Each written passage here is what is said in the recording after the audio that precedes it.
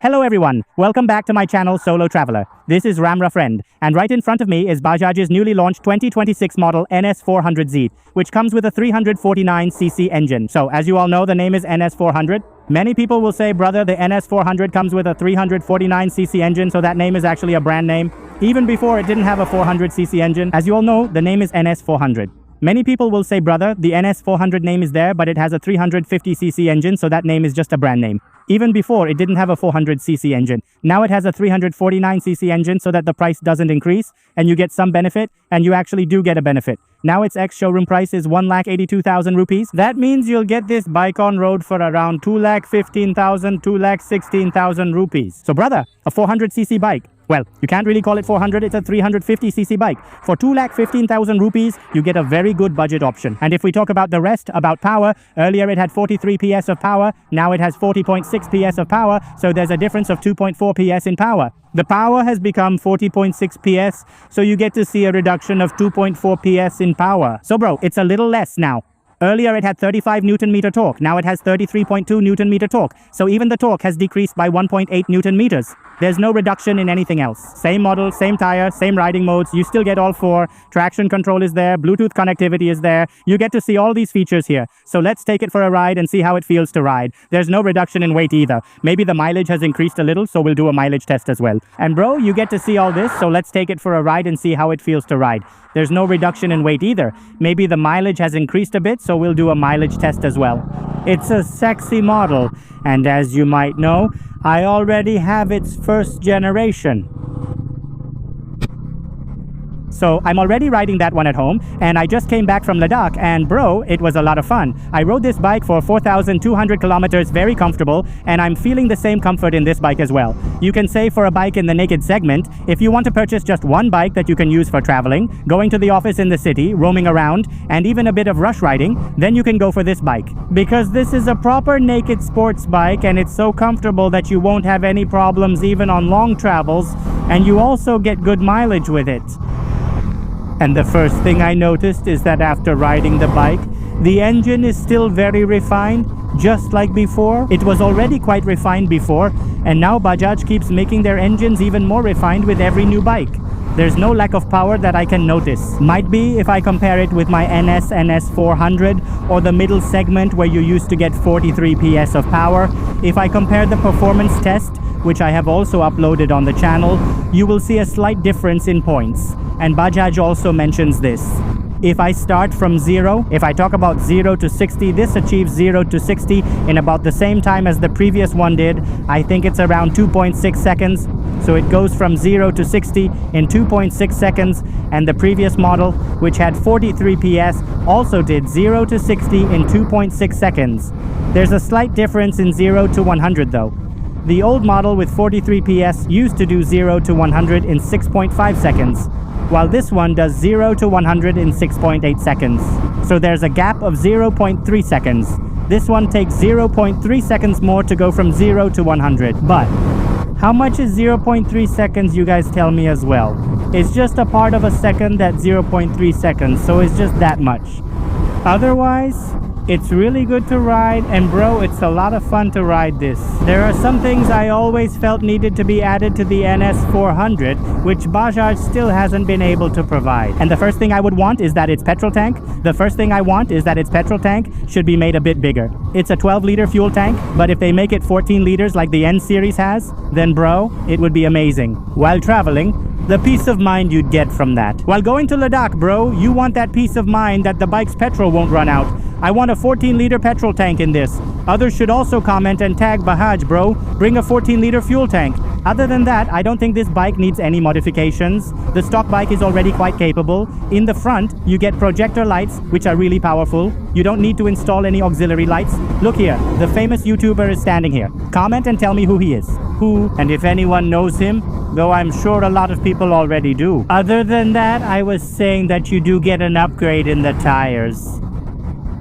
You get Apollo Alpha H1 tires, which are one of the best tires. In this price segment, you get a 110 section tire in the front, and a 150 section tire in the rear, and these are really secure tires. Whether it's wet grip or dry grip, they stick to the road very well. They're road biased tires. The handlebar is also quite good, and if you ride straight, like I'm sitting right now completely straight, I don't have to lean forward aggressively at all. It's a very relaxed position for me. Yes, there's no pressure on my wrists here, no pressure on my shoulders, and no pressure on my back either. So as I was saying, there's no pressure on the bar, no pressure on the back, so I was telling you, right?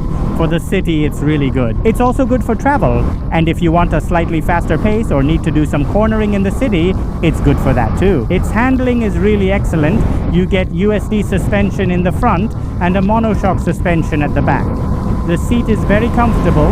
There are absolutely no vibrations in the bike, and even at speeds above 100, there are no issues at all. It's running. Right now I'm riding at 85 to 90, and the bike is running very smoothly. If I talk about the side mirrors, you can see that I get a completely clear view behind me in the side mirrors. There are absolutely no vibrations, and the visibility in the side mirrors is really good. So all these small details have been taken care of.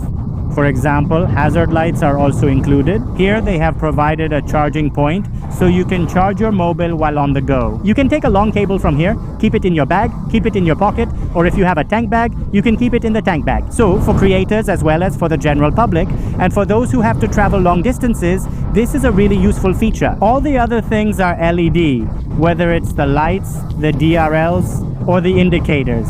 Everything is LED, so there's absolutely no compromising quality. I mean, they haven't tried to cut costs at all. The suspension is quite good, and I think it's good both for travel and for city use. They've given a pretty balanced suspension, and the rear suspension can be adjusted a bit too. There are 5 or 6 settings provided, so you can adjust it a little according to your needs. You can increase or decrease its stiffness if you want it a bit looser or a bit stiffer. So, you guys tell me, how did you like the bike? Look, there hasn't been any major change. I've already shared a lot in the ride reviews. I have this bike, and I even made a review for you about the ride to Ladakh. The point of the review was, since the engine has been made smaller and there's a decrease in power, what difference does that make while riding? So I'm telling you, when I ride my own bike and then ride this bike, I honestly can't tell that I'm riding a different bike. The only thing I can tell is that the Refinement has gotten a bit better, but I don't feel any lack of power. Even at 80 or 90, you won't notice any difference at all. If I can't tell, then hardly anyone else will be able to. Maybe there are some people who can. Maybe they pay a lot more attention. But for a normal person who wants to use it for road, city rides, or touring, it's hard to tell which bike this is, whether it's the 349cc one or your 373cc one. That's next to impossible, basically. So that's how it is. If you're riding absolutely on the track and you want to achieve exactly 181, then there you can tell that, bro, this one is going 181, that one used to go 183. So this is the difference you'll get to see. Let's talk about the quick shifter, because honestly, its quick shifter is really good and works very smoothly. Actually, it's not a quick shifter, but a sport shifter, as Bajaj calls it. So let's use that term. It only handles upshifts, not downshifts. And there's one more thing. A lot of people will say, I was using the sport shifter. It's not good. It's getting stuck. So brother, if you want to use the sport shifter, you should use it above around 6,500 to 7,000 RPM. Only then will you get a smooth shift. At lower speeds, like 4,000 RPM, you don't need the sport shifter. You have plenty of time. Just press the clutch and use it easily. Now look, for example, I'm in 5th gear and I'm accelerating, and here I've reached 7,000 RPM, let's say. I tried to overtake this car, and while overtaking, I felt the need and shifted, and the shift was so smooth. So that's why it's made this way, that when you're at high RPM and short on time, at high RPM, you don't want to lose any power at all. So there you should use the sport shifter, and it works really well there. Those are the main points, and besides that, the bike's handling is very good. It's a light bike, it's a 174 kilo bike, and it's quite easy to handle. Talking about the seat height, it's 807, and anyone who is 5 feet 5 inches or above can easily ride it. Their feet can touch the ground. For people shorter than that, reaching the ground with their feet might be a bit of a problem, but still, I've seen that height is not a barrier. If you have the skills, you can ride any tall or heavy bike, there's no problem. But as an average person, I'm telling you that yes, this bike is better suited for people above this height. The ground clearance is quite good at 168mm, and anything above 165mm is more than sufficient for Indian cities. So those are the main points, and now let's talk about the price. As I told you earlier, this is Bajaj's first bike where they have reduced the price. When Bajaj launched it, the ex-showroom price was around 1,87,000 rupees. Then it even went up to 1,90,000 rupees. Now, for this third generation, the ex-showroom price is 1,82,000 rupees, and the on-road price comes to about 2,15,000 to 2,16,000 rupees. For a 350cc bike with 40 PS power, what more could you want? So these are all the details. You guys let me know your thoughts. That's all. These are my Instagram handles. They are being shown here. You can connect with me there through Solo Traveler. If you have any questions related to the NS400 or any other bike, you can ask me. I will answer all your questions 100%. I will definitely answer your questions. And I might give the answer a little late, sometimes because of shoots, but you will definitely get an answer. Even if it takes a day or two, I will answer your questions. I might be a little late, but I will definitely respond. Ride hard, ride safe. This is Ram Solo Traveler signing off. Keep being awesome, keep being awesome.